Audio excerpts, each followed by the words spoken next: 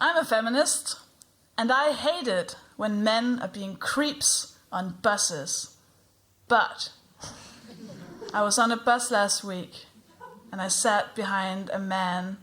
He smelled so good that I missed 4 stops. And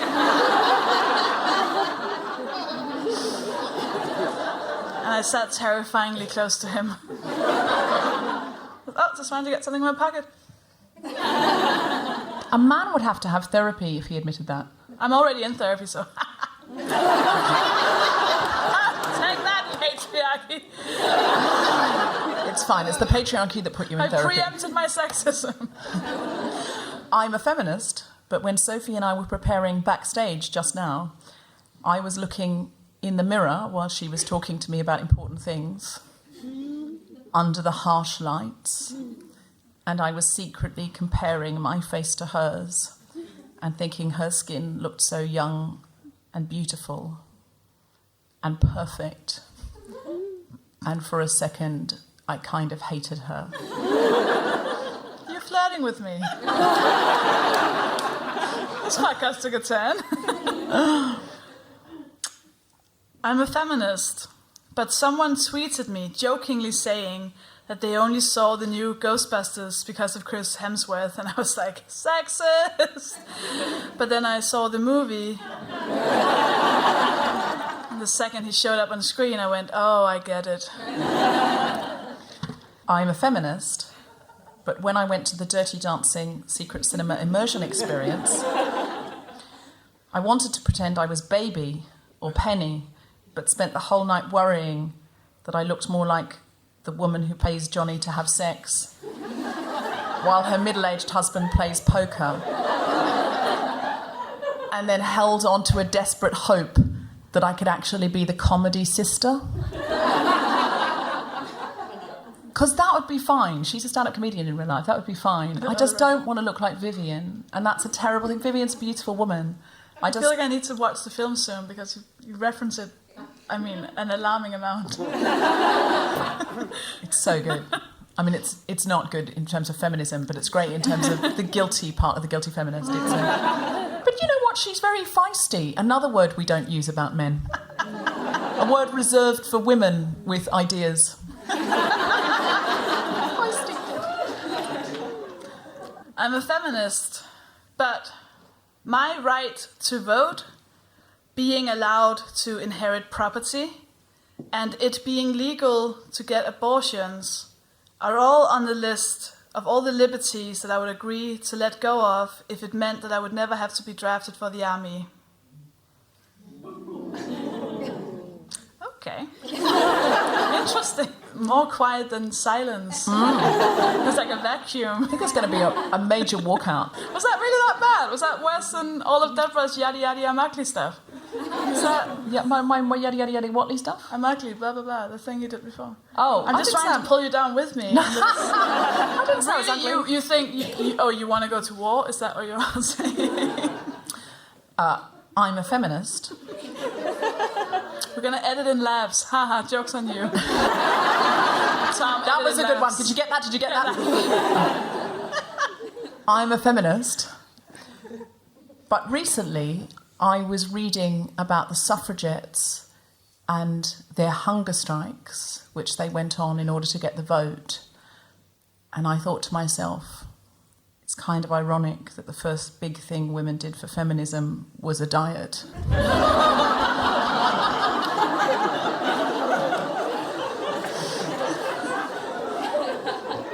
Which one did they do? They did the Atkins for sure. Atkins. Oh my God. Oh.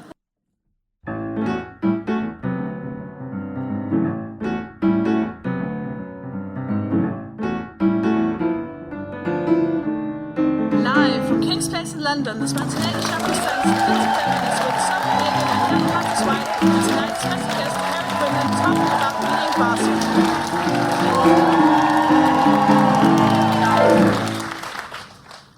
This is The Guilty Feminist, the podcast in which we explore our noble goals as 21st century feminists and the hypocrisies and insecurities which undermine them. Well, I'm done now. And somebody gave us biscuits. Who gave us biscuits? Were they homemade? They're delicious. We've been devouring them in the dressing room. Really, really good. Sometimes people do bring us cakes and biscuits. We call them super fans. And we become special friends with them. I mean, we don't, but I'm willing to go there. It is true. It is true. Someone came from Germany and brought us cake twice. She came from Germany. Yeah, She made cake in Germany and brought it on a plane. We love her. I mean, you have something to live up to, guys. What we're just saying is if anyone wants to bring cake. So, funnily enough, our theme tonight is being bossy. Yeah. I know. Bossy. It's a loaded word, isn't it? So, Sophie, what was your challenge? Well, we did the apologizing episode ages ago, where I had to not apologize for a week, which is really hard. And it changed something in the way I, am in real life. But it didn't change that much that I didn't feel like I still had some of that left that I could deal with. And I decided to just start being assertive. And assertive is such a better word than what most people would call bitchy. So you were risking being bossy, basically, risking being seen as bossy. Yeah, because that's the fear, isn't it? It's about taking space, and especially as a fat woman, you don't want to take up any space because you're afraid that people will... I'm generalizing, but for me, if you're too loud, or if you're taking up too much space, or I'm even afraid of bumping into people because I don't want them to become aware of how big I am. So that's the same in order of controlling my outbursts, and so I'm always very polite and trying to not create a scene. But then I thought that, I'm gonna need to try and do that. And I went to a cafe, horrible. Food's fine, it's cheap food, so I go there, but they're so rude. And I've worked in the service industry myself, and I know you can have bad days and they don't get paid enough and all of those things, but I've been in there with friends who look a lot richer than I do, and they're being treated a lot better. I'm like, okay, it's a class thing. Fuck you.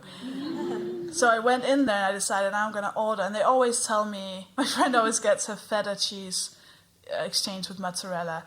And I thought I'm going to do that because the last time I asked for that, they said they couldn't do it. And I thought, maybe they've changed the rules. But then I realized, no. So I decided to go in and demand mozzarella cheese instead of the feta cheese. And I marched in there and I was so ready to do this, and I tripped and fell, but still mastered to get back up and just, brush the dust off my legs and, wipe the blood away, and then and walk straight up to the counter and go, I would like the salad, but can I have mozzarella instead of feta? And she went, no, we can't do that. And I said, yes, you can. You did it last week, and I know you can do it, so please do it again. And she said, I'm just going to have to ask my boss. And I said, okay, it's fine. Ask your boss. I'm pretty sure they'll tell you that, it's doable. And she went away and she came back and she was like, okay, we can do it. And I said, thank you very much. And then she said, do you want to wait here? And I was like, no, I'm going to sit down and you're going to bring it to me. Thank you very much. And she brought it to me, and it felt so good. That feels so good, doesn't it? Yeah. So you stood your ground in a place where you'd been treated poorly. Did you get more respect after that? Have you been in there again?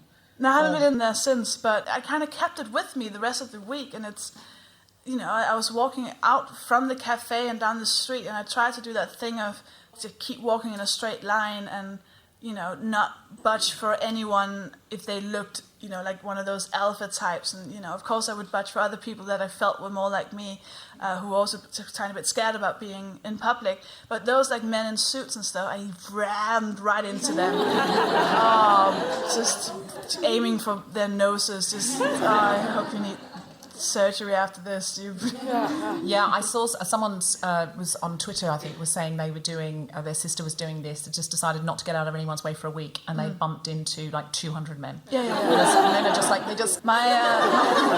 My psychologist gave me a trick, which was just not look at the people walking towards you, but look at something behind them, because people can sense what the person walking towards you will do. So if they can sense that you're going to go towards your goal or your target and you're not going to care about them, then they'll get out of your way, which works sometimes.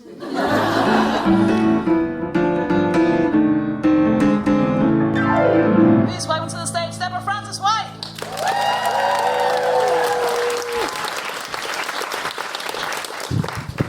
bossy. That's a word, isn't it? And it's a word, it turns out, that is used many, many, many more times in reference to girls than for boys. There's a recent study that said there's something like 8,000 appearances of bossy boy on the internet versus 500,000 bossy girl. I mean, that can't be right, can it? Even someone's looking at me going, that's not even possible. But I have a chart and it says it's true. I'll get it out later. But we tend to refer to girls as bossy, and we don't tend to refer to boys as bossy. And Sheryl Sandberg, in fact, had that campaign, which is to ban bossy, because it's like so any time a girl shows leadership qualities, we call her bossy. And I think that's ultimately what it is. The word bossy means like a boss, but not actually a boss. You're boss-y.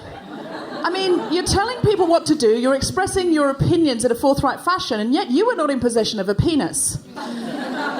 Which is our key indicator of who makes a boss.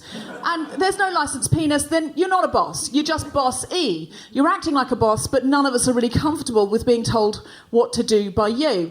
And I noticed this a lot with politicians. I was actually in America recently, and I heard people sitting next to me in a coffee shop talking about Hillary and going, yeah, the thing is, she's just not really likable. She's really like bossy. She's a bossy. She's like, I don't know, she's Secretary of State or whatever, but she's like telling everyone what to do. She's bossy. She comes across as bossy. She's not likable. Her husband, Bill Clinton, likable. The one with the sex scandals, yeah, likable. Well, a likable guy. He's so likable. Like, he doesn't come across as bossy. Like, whatever he told you to do, like, get on your knees. You just do it, right? So likable. Then you would just follow that instruction, whereas Hillary's all, make more jobs for America. Fuck off. Like, what? Stop telling me what to do. Do I have to make these jobs? I don't think this is a great idea. I don't know. Why are you telling me things? I don't know. He's just so likable there with his penis. What a likable penis. The penis is really the most likable thing about him. I think it's what makes him so likable. And all that time that he was, doing all those other women, stooping those women, and, she was just like, standing by him and working on healthcare, I felt he was still likable throughout. His main thing was likability, and her main thing was, no, not likable. And it's a little bit like Breaking Bad. Do you know the show Breaking Bad? Yeah, similar thing. Like, this thing about Walter White is he's so likable. Like, he's like, he's not even a good guy. Like, but he has good motives. He's good motives because he wants to help his family. But he's he does bad things. He's cooking crystal meth and he's selling it to some bad guys. But he's doing it in such a likable way. And then when his wife finds out, she's all like, oh my God, you're bringing dangerous mobsters into my house who are going to threaten the lives of me and my children. She's so bossy. Not necessary. Do you know what I mean? Like, she acts like a boss, but again, does not have the captain's joystick. Why is she doing that? I find her unlikable. I find her inherently unlikable. And in fact, I have sent her hate mail to that effect so that she realizes how unlikable she is. Like the actress, not the character. The actress who did not write the words, who said the words that a man had told her to say. I still found her, the actress, so unlikable that I have tweeted her this morning to tell. She needs to know how unlikable she is. It's important that she knows. I mean, I think she knew. I think other people had told her. I don't think I was the first. I don't even think I was the first this morning.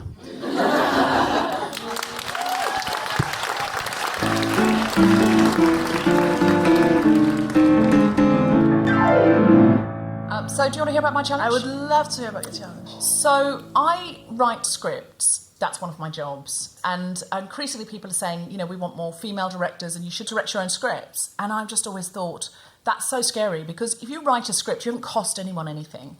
But as soon as you take that money away and go onto a film set, if you come back and you've spent the money and you do not have that story with enough camera angles in the can and it's not usable, the money's just gone. I don't know how anyone really has the guts to do it. There's a male friend of mine, he'd had an independent film made, but someone else had directed it. And he said, yeah, it was good. It wasn't really what I wanted. The next time I'm going to direct. And I said, how do you know you'll make a good director? And he said, well, I just will. And it had not occurred to him to question that he should take that money. I just thought, what do you know about camera angles and stuff, though, in the technical side? He said, oh, well, you've got a DOP, and they know, and first AD, and if you've got those good people around you, and you just learn on the job. I mean, that sounds absolutely terrifying to me, that I would take, £1 million and possibly learn on the job, and possibly not. So I decided I was going to go on a directing course to find out if I could do it. And I worried I'd be too dithery. So I went on a 2-day directing course and we learned all about crossing the line and the different ways that you can put the camera, and we did all of that. And then the teacher chose a few people to direct a scene from a movie. And I got picked because I put my hand up first and I went, oh. And the actors I'd been given, we had to have a little rehearsal where I told them what I sort of wanted, what I was going for. And I said to the chap, I'm going to switch the status. So the person asking the hitman, you're the hitman, and the person asking you is really nervous, even though they're the boss. They've never done this before, but you're a hitman. This is what you do every day. So I want you to be really high status. And I said, so I want you to hold your head really still. And he went, I don't want to do that. And I went, oh. I said, well, it's just sort of my vision of the scene. I thought we'd give it a go. And he went, no. The other day when he was talking about acting, he was talking about some actors like always do something like they smoke a cigarette or they do a bit of business. I want to do that. And I said, okay, but if you're on a film set and the director asks you to play a scene in a certain way, really, you probably have to at least try it that way, don't you? And he went, you're not paying me. This is a course. I've paid to be here. And I want to do the acting I want to do. And I said, well, another thing that the teacher said was that we can all learn from each other. And so this is an opportunity for you to learn from me, isn't it? And he went, Anyway, so then we start. And I'd watched all the other directors, I was last, and I watched everybody else do their set. And what the teacher had said is you've got to get it in the can. If you don't have something in the can, you cannot make it, you cannot put it, you can't edit it. So I thought, get it in the can. And my heart was beating because it was timed. He said, right, you had like a crazy small amount of minutes to do it.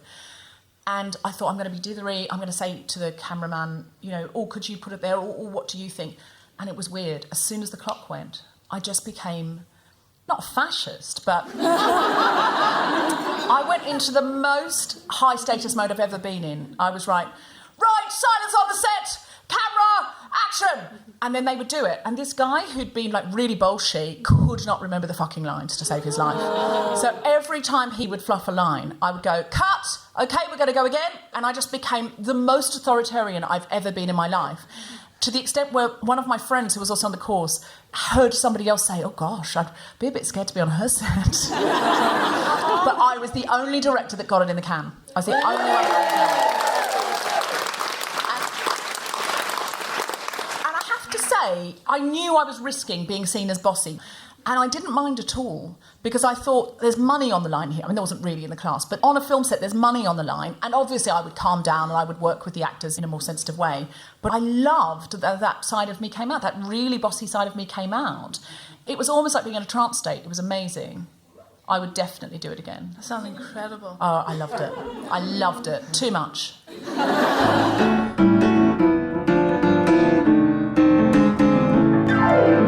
Our guest tonight is a comedian, a writer, a journalist.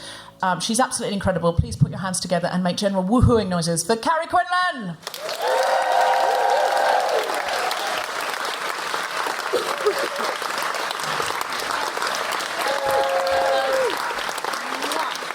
So, yeah. Hello. Hi, how you doing? Do you have an I'm a Feminist part, Carrie, you'd like to do? Yeah, go on. I don't know if I got it right, but I'm a feminist, but I've got unusually large feet for a woman. Is that, what size? Is that the sort of, what sort of thing? That depends what size it is. 9. Oh. Wow. What was I that? like that. I got a bit of a. Ooh. Are you a size 9 too? Yeah, I size think so. 9 9 twins? 9 to 10-ish. Ooh. Wow. Oh. I No feel one like we knows need how like to. No one knows. They're a like, foot off. Whoa. I'm 7.5, 8, so now I feel tiny. And yet, No, under that's- normal circumstances, Oh, no. you'd be Bigfoot in a group. Yeah, absolutely. Well, this shit. I mean, can we? Is it too late to change the topic of the podcast? I feel like we've already done shoes. So to go Damn. and do feet. Feet. It's It's a different issue. It so is, though. It so is. You've done apologies, and this is bossiness, and actually the two of those merge much as a foot and a shoe. My least favourite story as a child was Cinderella, because Cinderella had tiny petite feet, and that's what made her desirable. And the ugly sisters had enormous feet that no tiny teensy child shoe could get on, and that's why they were rejected by the prince. That's the basis of their ugliness. Yeah, and I Should when do like a reboot where he finds like a reboot. Sophie hates a man. She hates punning. She hates a pun. She It's an hates it. accidental pun, so it doesn't count. Oh, a reboot does count. I'm Should do so a sorry. should- A reboot of Cinderella. We're gonna Boom. edit that out. We're not editing that out. We're putting that as a special extra. Bossiness. Carrie, have you ever been accused of being bossy? Yes, not in a very long time because I think it got kicked out of me. Really? Yeah, I think With a I am- boot. with a boot, with a reboot.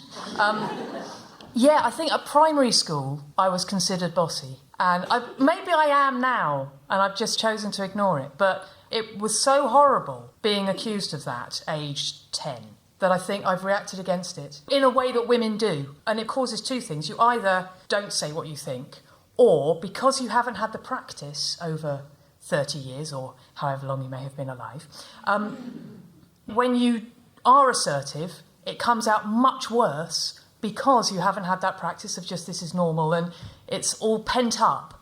And so when you do say what you think, it's just like, and this! In your faces, all right! Do you think that's why I became that sort of uber... It just spilled out. And Yeah. a sort of high stakes director? Yeah. Because it's Been oppressed. It's been oppressed for so long. My inner boss has been oppressed for But so long. you seem quite good at that whole boss thing. Not bossy, but boss thing.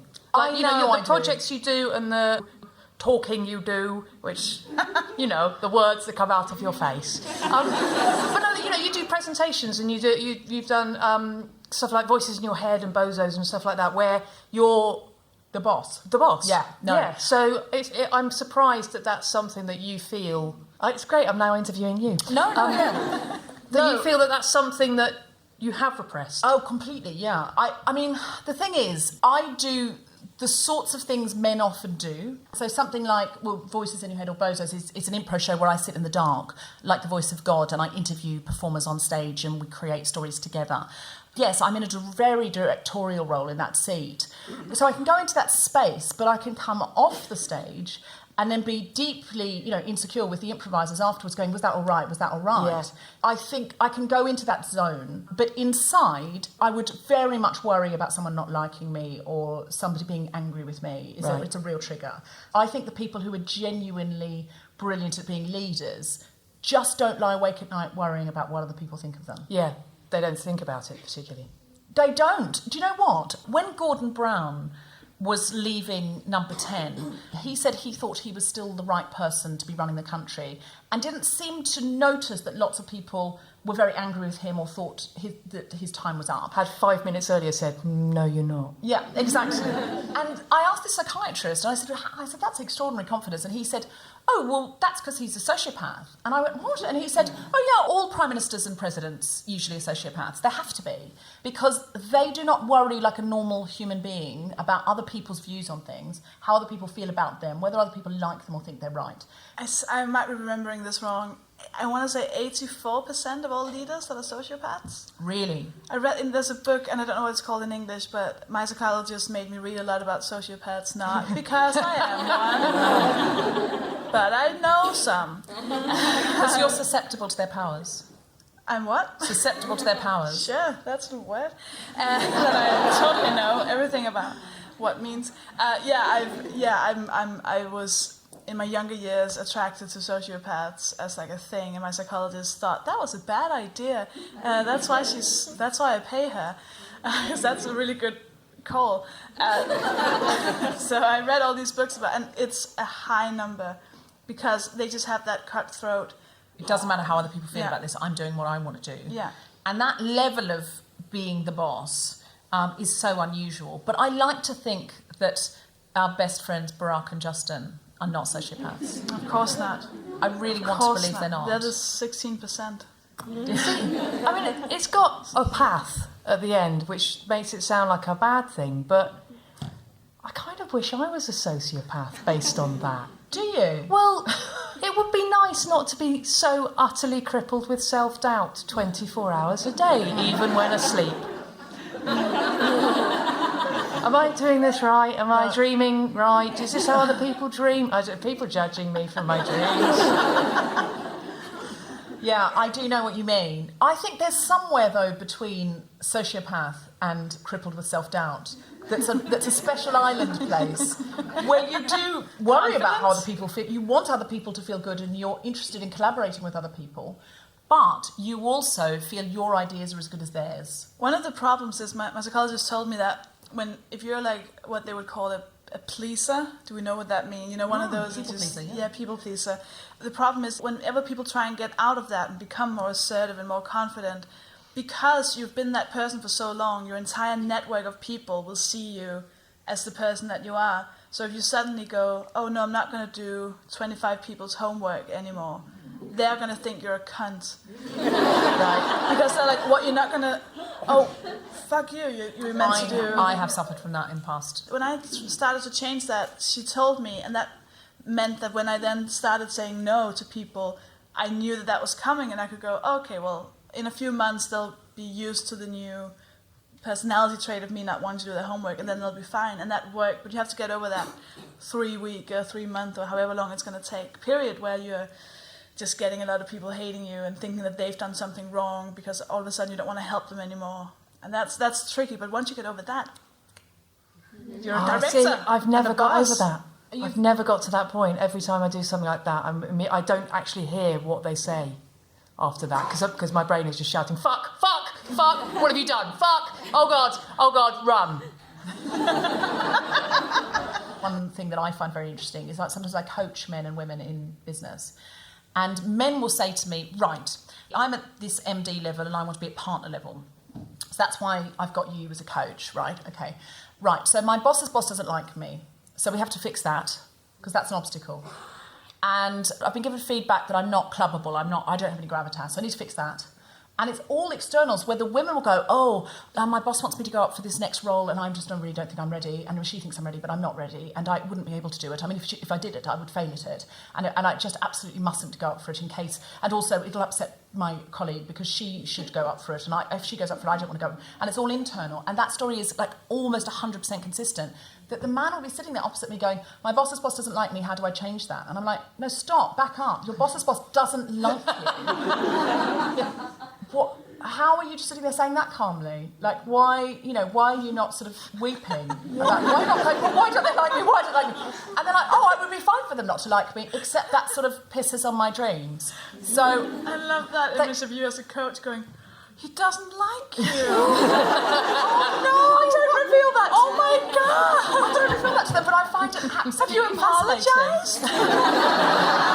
Maybe try apologise. No, I just find it. Do you need a hug? They're just absolutely fine with it. They're just sort of like, well, it wouldn't matter unless it was strategic. So what they say is there's two things. I've got to win that person round, or I've got to find another senior stakeholder, and then that person doesn't matter. And it's so clinical often, the way men speak about it. You're looking at me like, Sophie, like that's what you would do. But I'm just trying to think that maybe that's what I should do in like dating situations. Oh, he doesn't like me, I will find a better suitor. Oh, that one doesn't like me either, I will try a new one. Instead of going, he doesn't like me, I'll see if I can change that. Don't tell Tinder you're looking for a senior stakeholder, though. Why? Just don't. Suddenly going out with Van Helsing. That was quite good. Yeah, that doesn't sound... It was a gag. Exactly. It was a gag. That's maybe the first one I've done in 15 years. I think I get it. Such a sort of like weird language. Yeah, Yeah, absolutely. It's always better when you have to explain. No, I think I get it. It's just slightly out of my cultural reference. Do you want to hear some of the bossy statistics? Statistics. Shall I bossily tell you some bossy statistics? If you could do it in a particularly bossy voice, please. Okay. These were the things that I was referencing earlier when I was talking Are they about horrifying? stand-up. Originally, there was a study done that said, men are called bossy a lot more than women on the internet. And then somebody thought, that doesn't sound right. And I think it was a man that had done the study. And what had happened was he'd done the algorithm in a way that if someone was called Mike Bossy, it showed up, and there was apparently a lot of references to a man called Mike Bossy. And so he'd done it in a way that he hadn't really taken on board, like the man might be in a sentence, but he might not be the person they're talking about. So when they did it again, and they did it much more accurately, they discovered that bossy girl 419,000 hits for Bossy Girl. Bossy Boy, 7,000 hits. I mean, that's significant, isn't it? Bossy Girls, 203,000. Bossy Boys, 6,890. Now, in total, when you get to things like She is Extremely Bossy, 31,000 versus 5,000. He is Super Bossy, 1,600. She is Super Bossy, nearly 7,000. So the combined totals were 1,300,000 odd for men, but for women, well over 2 million references to being bossy. Why do we think this is? But isn't it just like there are words for this. It's the way we were raised. That's why we come to a podcast, because there are words for it. I'm still trying to figure out the Van Helsing thing. I'm very sorry for derailing everything. I'll Google it. He's an action hero, I think. No, I know that, but what about stakeholder? I don't understand. He's holding a stake. He's the vampire hunter. He's an elderly vampire hunter. Oh, that really is good. Now I know that. Thank you. Like I say, always better when you have to explain That's it. amazing, actually, seeing a stakeholder. That's actually amazing. But that was Thanks a so pun. much. Thank you. See, people are leaving because you did a pun. No. Yeah, you better run. No, we're not raised to be leaders, because why would they raise us to be leaders? Because then they wouldn't be leaders, and then they couldn't. Isn't that the thing? I guess so. It's just when I'm with men and women, I feel generally the men more than the women will interrupt. There are statistics about that too. Will express their opinions forcefully, and yet only 7,000 versus 400,000 instances of men being called bossy. It's a pejorative term. Other terms are used for men. So I don't know why it's become a pejorative term, but it has. Do you think we should reclaim it, Carrie? I was thinking about this earlier because I was looking at ban bossy. There are people saying, oh, you shouldn't be banning words and it's like the Nazis, and it's not. But I do wonder about reclaiming it. But I wonder about reclaiming it rather than using bossy, actually using like a boss. Yeah. And that's what we should reclaim. And any time as a woman you get called bossy, just go, yeah, like a boss. And the other way I think we can reclaim it is by calling men bossy. And I think we should start with the Pope. Because he's the bossiest of them all. And mainly wrong. Not this Pope particularly. He's, as popes go, quite a groovy one, but bossy. But just if every time a man was being assertive, we'd go, oh, oh, you're being a bit bossy, aren't you? Imagine. Or when a man gets angry, accuse him of being emotional. Oh, Because anger is an emotion.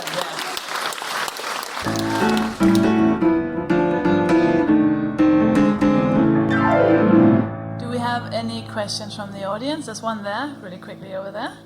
Whenever I hear the word bossy, I always think of this moment a few years ago when I was walking down the street and I saw this dad and his young daughter, maybe about 10, and him just turning to her really suddenly, cutting her off and saying, why do you have to be so bloody bossy all the time? And just this look on her face that was a mixture of kind of anger but also her heart breaking, and I wanted to just take her away from him. You can't do that. That would be way too bossy. That would be illegal.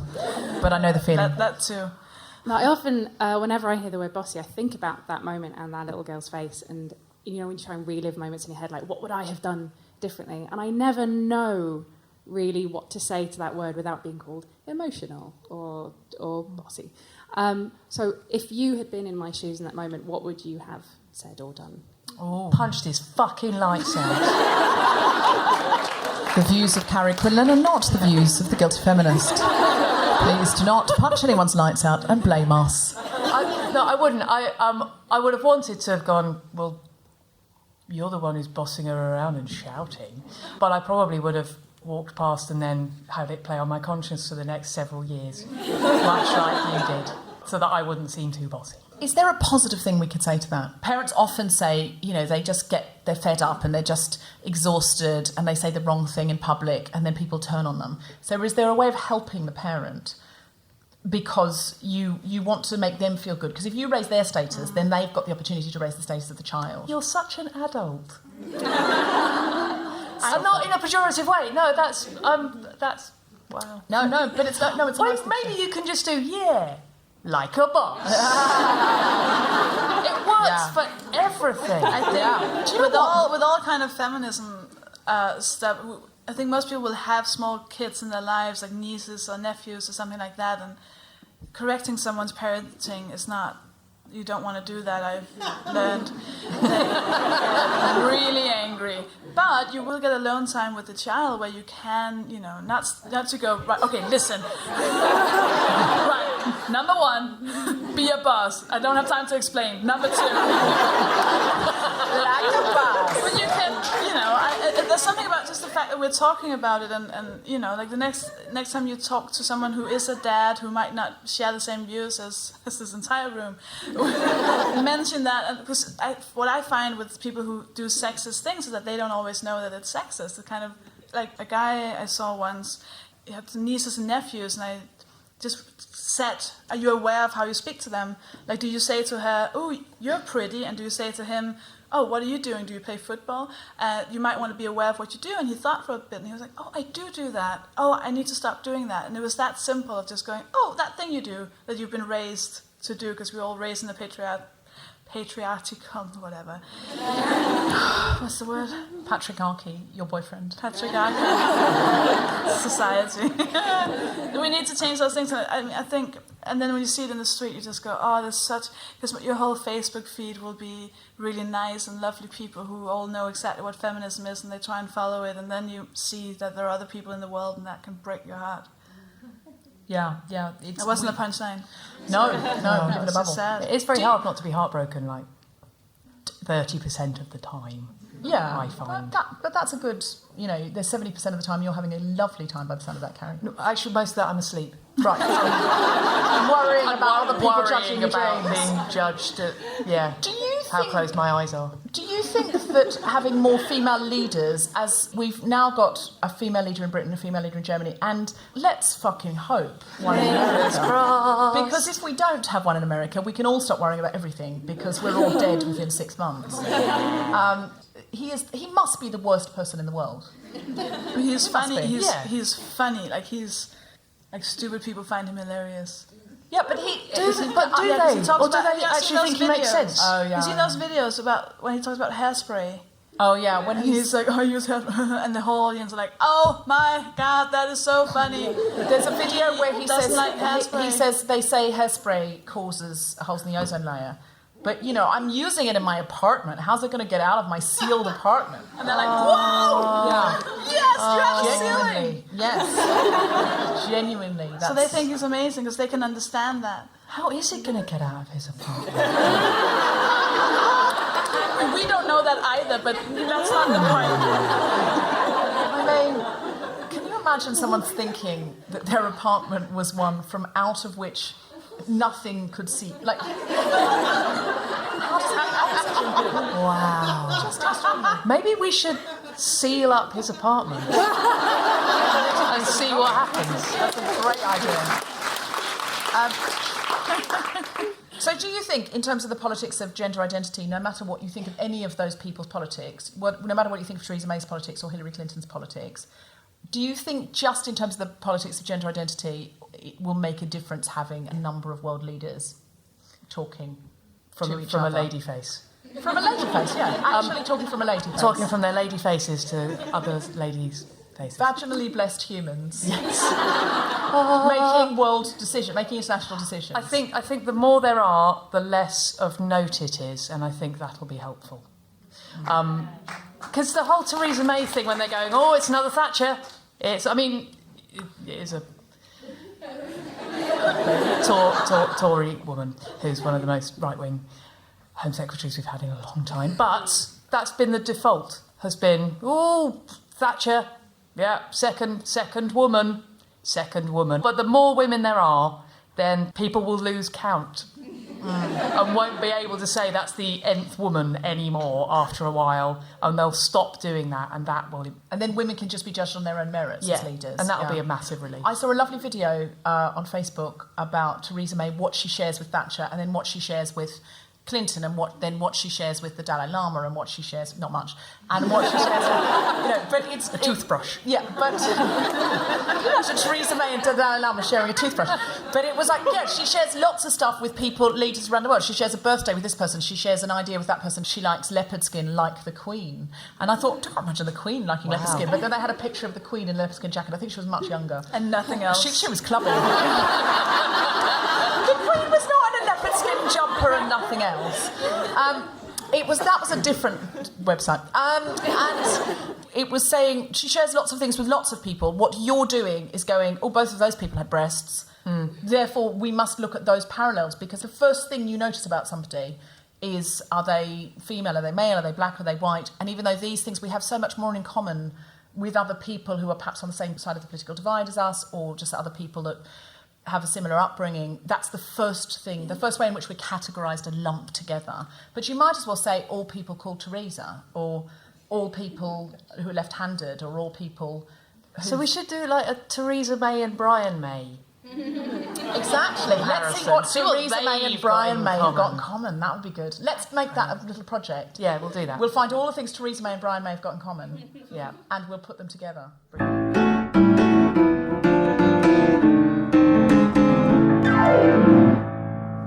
Carrie Quinlan, where can we see you perform or read your words? Well, Deborah Frances-White, that's very kind of you to ask. I don't know. I'm in a bit of a career slump. No, I tell you what, She's not, that's just lies. Do you have a Twitter account? I do have a Twitter account that is mainly me being snarky about customer services department. Sounds brilliant. Yeah, but I'm playing Beatrice in Much Ado About Nothing in Sussex next month. Oh, that's not a career slump, is it? Oh, That's So you can come and see that. And I do a radio show called John Finnemore's Souvenir Programme on Radio 4, and we do sort of warm-up nights where we try out material and stuff like that. And there are a few of those coming up, and you can find out dates of those on John Finnemore's website. And if you do find out when they are, can you let me know, because I forget. Can I just point out that Beatrice in Much Ado About Nothing is very bossy. She is bossy. But She's the boss. like a boss! Deborah, do you have anything to plug? The night I come to see it, I want you to say that. Just drop it in somewhere. Dude, I'm doing it. Yeah, Deborah, do you have anything to plug? I do. I have a Radio 4 show. It's called Deborah Frances-White Rolls the Dice. So if you were at home, 11 o'clock on a Monday morning, you're going to be able to hear Deborah Frances-White Rolls the Dice in September and October, but you can also hear it on Listen Again if you're one of those people that goes out in the day. Sophie, have you got anything to plug? I've got a new show called Shimmer Shatter, which I'll take it on tour around the UK and in Denmark and tiny parts of Europe. On my website, sofiehagen.com, you can figure out if it's anywhere near you. And I'm also on Twitter at Sofie Hagen. And please follow our podcast on social media as well. We're on Instagram, The Guilty Feminist. We are on Twitter at GuiltFemPod. We're on Facebook at The Guilty Feminist Podcast. And go to iTunes, please, please, please, and rate us 5 stars and give us a little nice comment. No. Or as many stars as you like. 5 stars. Other numbers of stars are available. Please give it up for Carrie Quinlan. You have been listening to The Guilty Feminist with me, Sofie Hagen, Deborah Frances-White, and our special guest, Carrie Quinlan. The music was by Mark Hodge. The producer was Tom Stinsky for the Spontaneity Show. Thanks to Zoe, Netta, and everyone in Kids Space, as well as all of you for listening. For more information about this and other episodes, visit guiltyfeminist.com.